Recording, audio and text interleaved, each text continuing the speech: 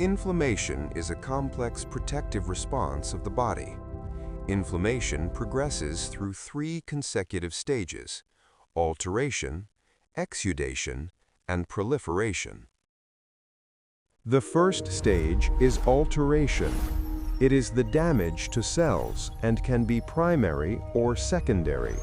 Alteration starts with instantaneous destruction of cellular structures and loss of plasma membrane integrity in the focus of damage.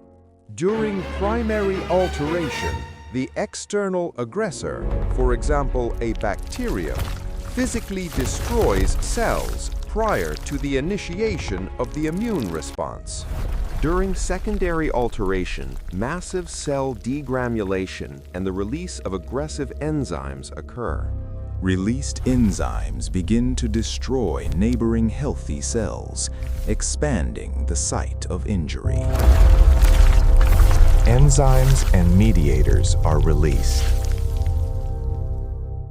The next phase is exudation.